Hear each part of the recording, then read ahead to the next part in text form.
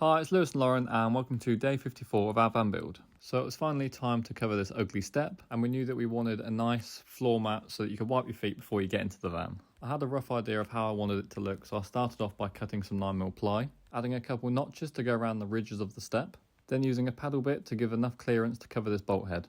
Some call it OCD, I call it skill. Next up was to pilot hole, countersink and then screw in the pieces of ply. I fixed the small side piece first and then started on the back piece. The back of the step was a little bit tougher than the side.